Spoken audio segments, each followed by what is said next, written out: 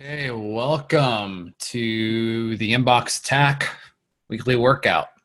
We're going to dig into the next phase of the hero's journey and unpack a couple of different frameworks and ways of approaching it. So this week, before we get to the set list, just a quick recap on the hero's journey.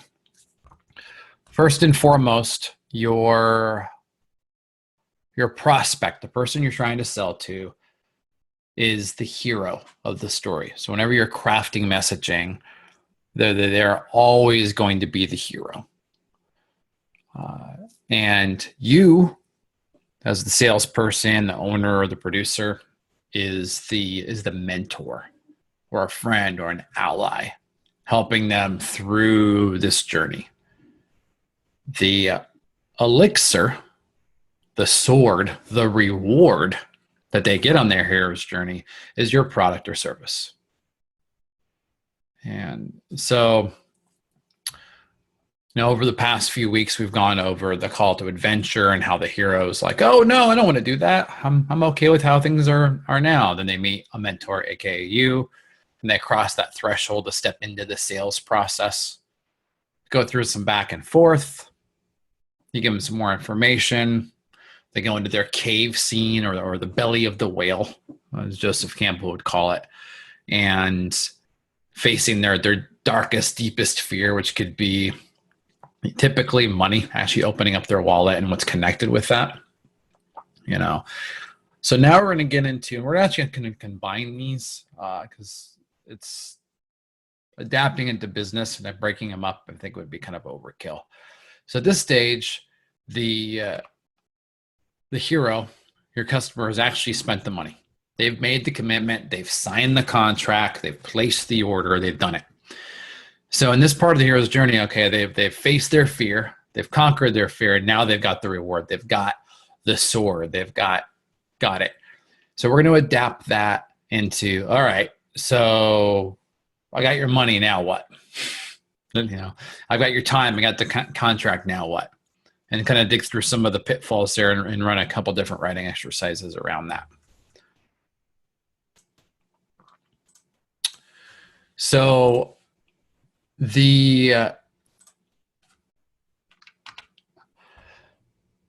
reward in the hero's journey, when you look at that reward, it could be a lot of different things. Like in stories, like in a romantic comedy, it could be the girl finally wins over the guy. Or nowadays, the guy wins over the guy. It could be someone getting that job, getting that big promotion, or impressing their teenage kids so they like them again. It could be a lot of different things. So the three major ones that you see the most is that in some cases it's a weapon. I would say my favorite story of all time is The Sword and the Stone. And I think it visually says so much about the whole hero's journey and, how, the visualization of war, the future King Arthur actually grabbing the handle of the sword and after a couple of tries finally is able to pull it out of the stone. And how his journey actually kind of begins there. I could go on for hours about it. Not going to do that. The other reward that you'll see a lot of is a skill. It's a skill, in Karate Kid. He was taught that he was given that crane technique, and that's how he was able to vanquish his enemies. In a business-to-business environment, it's giving someone, access to a tool or a resource that can help them, or a skill. It's like, all right, you've paid the money. Now I'm going to show you how to get that person on the phone. Now I'm going to show you how to dress better.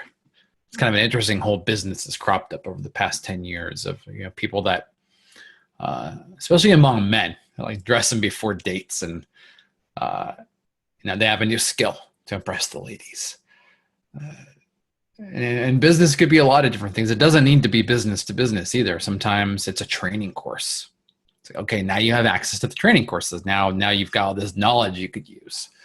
So it's important to note that they've got the reward, but they still need to use the reward. They need to use the new weapon. They need to use the new skill. They need to use, this new confidence. So you see this a lot with life coaches and speakers, and sometimes with TED Talks and things like that. Is the reward sometimes is a feeling that, wow, I'm doing the right thing now. I've made the right choice. So it could take a bunch of different shapes, both hard value and soft value. Typically, it's a combination of both. But they've got this sword now, right? They've got this weapon now. They've got the skill now that comes with this good feeling of, oh, wow, I conquered the fear. Now I've done it.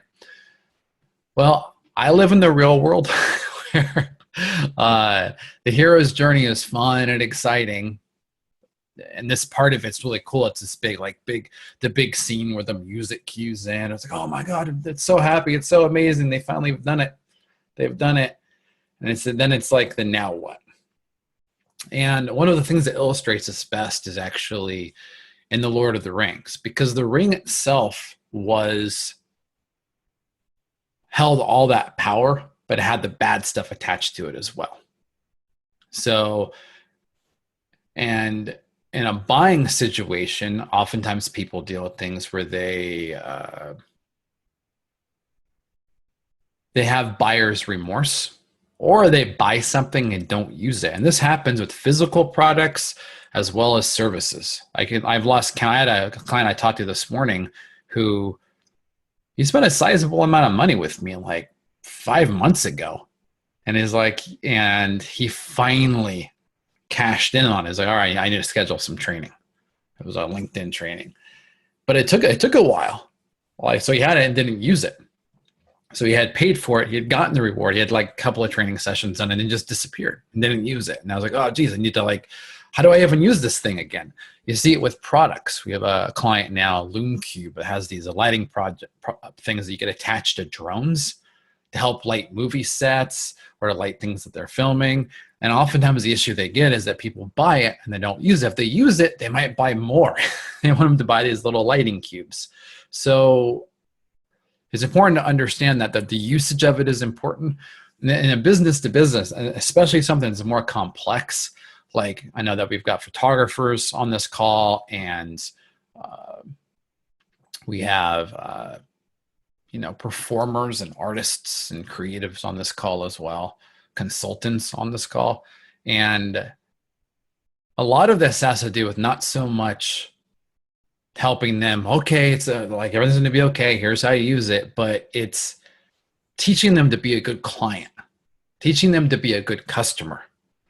And that's one of the ongoing issues that we see in all sorts of transactions, is people will sometimes think that you're Walmart and that the return policy, they got to use it and return it.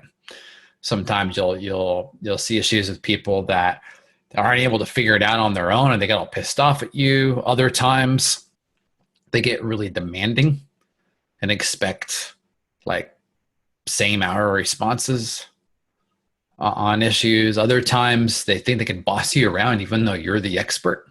I think everyone on that call has probably dealt with that before.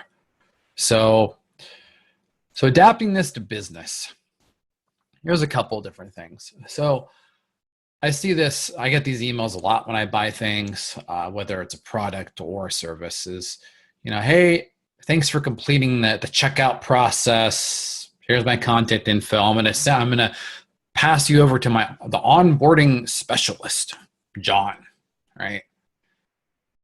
Now, there's so many things wrong with that message, but it is effective. It's not a wrong thing to send. There's just a lot better ways of doing it. A lot better ways of doing it. And keeping in mind that there's going to be these different, and you really can't predict it either. Like after someone spent the money or signed the contract, they've made the big, hard to pull back from commitment.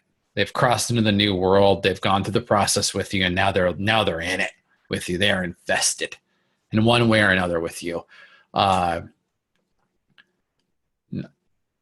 now it's there's still more journey left. Like this is like on the hero's journey, this is maybe, if it was 10 steps, it would be step 6. There's still a lot more that needs to happen for them to actually get the full value out of it and to continue getting help from you as the mentor in the process. Now, you may realistically have to hand them off to somebody else. So you could still do that, but letting them know what's going to happen is important. Keeping things human and non-transactional. And that, I would say, I wish I would have made a slide for that point, that if you forget everything else from today's workout, remember this, that even though them spending money is a transaction, signing a contract is a transaction. You know, putting in a formal request, adding something to a public events calendar it's still a transaction, right? So despite the fact that it's a transaction, it is always going to be in your best interest to treat it more as an interaction in a relationship. So even though a transaction is happening, it will help to inject that humanity back into it, to stay conversational.